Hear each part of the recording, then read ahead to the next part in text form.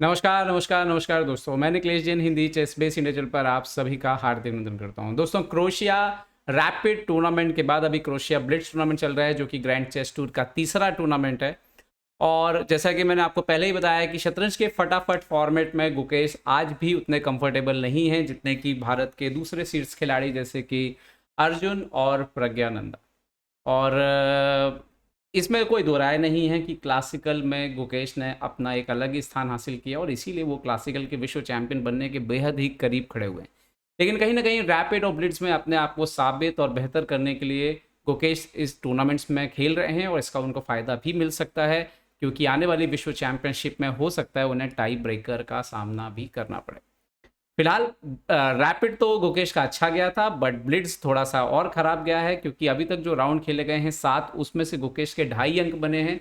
2 जीते हैं इवान सारिक से, वेस्ली सो से, और एक मैच ड्रॉ हुआ है और बाकी 4 मैच वो हारे हैं। उसमें से एक गेम वो विदित से भी हारे हैं, वो गेम का भी वीडियो में जो है मैं बनाऊंगा।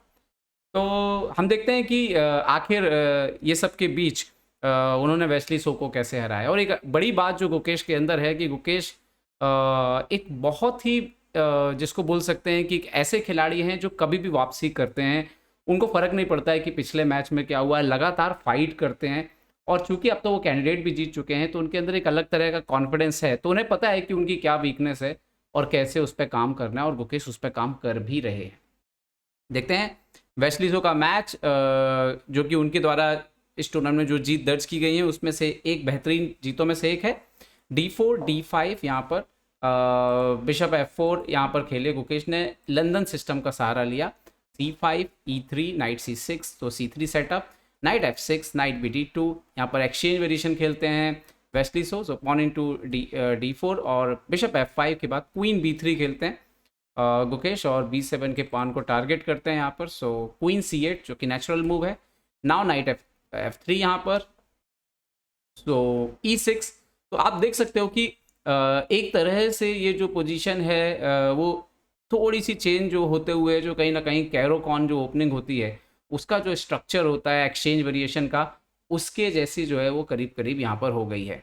ओके, सो थोड़े से चेंजेस हैं कि जैसे क्वीन का पोजीशन अलग है, बट उसके भी कई वेरिएशंस में ऐसा होता है। Okay, bishop E2, bishop E7, castle castle, H3 खेलते हैं यहाँ पर गुकेश, H6 खेलते हैं वेस्ली सो। और यहाँ तक कुछ गड़बड़ नहीं था, दोनों तरफ से सब कुछ ठीक है। मैं बोलूँगा वाइट स्लाइड बेटर है, क्योंकि कहीं ना कहीं वाइट के पीसेस जो है जैसे क्वीन B3 पर है compare to the queen C8 है, वो एक चेंज है बोर्ड पर।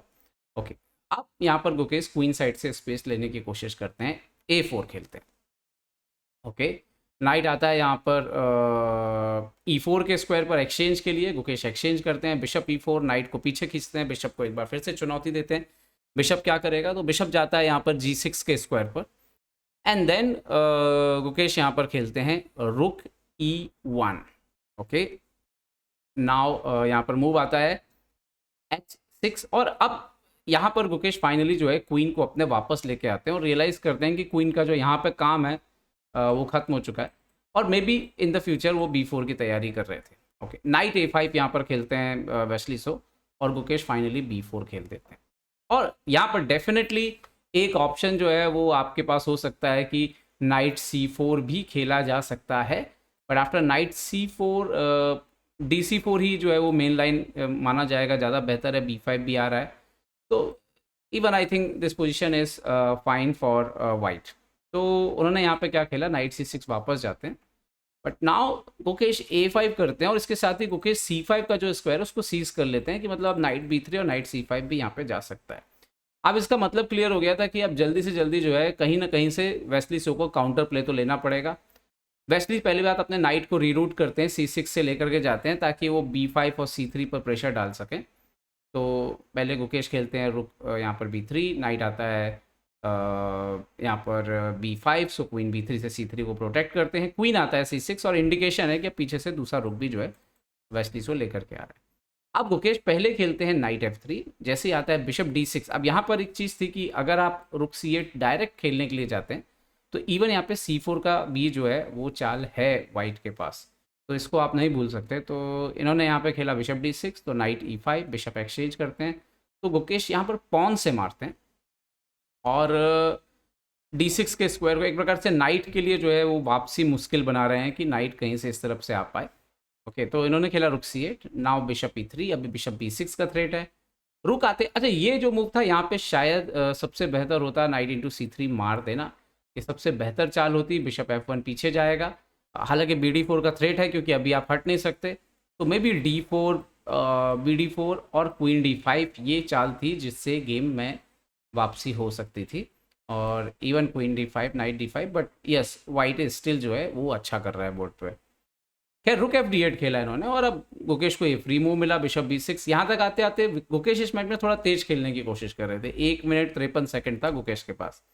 रुक E8, सो नाउ रुक D8 सेंट्रलाइज किया। ये आपको हमेशा देखना होता है चेस में कि आपका जो हाथी है वो कहाँ पे काम कर रहा था, और अगर वहाँ पे आपका काम बंद हो गया है, क्लोज हो गया है, वहाँ पे काम नहीं है, तो आपको उसको सही जगह वापस लेकर के आना है। तो जैसे वो E5 पर एक्सचेंज हुआ D5, इस एक्सचेंज के साथ ही ये क्लियर था कि ये जो हाथी है उसकी जगह कभी ना कभी आपको बदलनी पड़ेगी। तो रुक को ठीक किया उन्होंने, और डेफिनेटली आप E4 का जो थ्रेट है उसको भी, D4 का जो थ्रेट है उसको भी स्टॉप किया बेसिकली। बिशप आता है यहाँ पर E4 पर, और अब खेलते हैं F3। अच्छा ये वो पोजीशन थी जहाँ पर फंस गए थे, क्योंकि अगर पीछे जाते बिशप G6 वगैरह तो C4 बहुत ही डेंजरसली पोजीशन पे आ रहा था, क्योंकि आप नाइट को A7 नहीं जा सकते, आपको C7 वगैरह जाना पड़ेगा और ये लूजिंग पोजीशन आ जाती। तो उन्होंने यहाँ पर खेला F3 पे, नाइट इंटू C3 मारा। गुकेश ने पहले तो बिशप F1 खेला, अभी आप अपना बिशप बचाइए, जैसे बिशप बचाए तो BD4, अब नाइट फंस चुका था।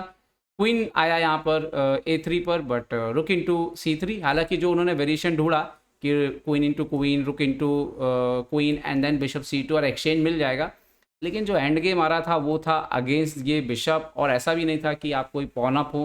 तो वेस्ली सो का जो एंड गेम आया उसमें दोनों के पास जो है सिर्फ एक पॉन अप थे यहाँ पर Wesley So, but double bishop होता है और रुक के अगेंस्ट, और उन्होंने दोनों रुक को कनेक्ट नहीं होने दिया अपोनेंट के, और यही सबसे बड़ा प्रॉब्लम रहा कि वेस्ली सो के रुक पूरे गेम में जो है जब तक कि एक अच्छी खासी बढ़त जो है नहीं हासिल कर ली, धीरे धीरे इंप्रूवमेंट करते रहे। पहले किंग को इम्प्रूव किया, कोई मौका नहीं दिया कि आप कोई फाइल ओपन कर लो, और एक ऐसा पोजीशन आया जब तक दोनों रुक फ्री हुए कि यहाँ पर आप देख सकते हो थोड़ा उन्होंने कोशिश जरूर की, बट आफ्टर BC5 वापस क्लोज किया। शायद इससे बेटर मूव भी था बिशप H5 वगैरह कुछ, बट थोड़ी देर बाद जो है दोनों रुक और सॉरी दोनों बिशप और रुक दोनों का जो कॉम्बिनेशन था वो बहुत ही डेंजरस हो गया, खासतौर पर राजा के लिए।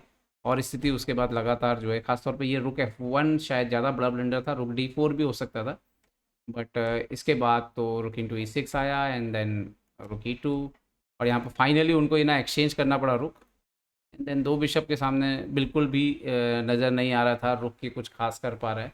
धीरे धीरे जो है यहाँ पर गुकेश ने अपनी पोजीशन इंप्रूव करते रहे, एंड देन उनको फाइनली B7 का टारगेट दिखा, उन्होंने B7 का पॉन मारा और फिर एक पास पॉन निकाल लिया, और यहाँ पर रिज़ाइन कर दिया वेस्ली सो ने।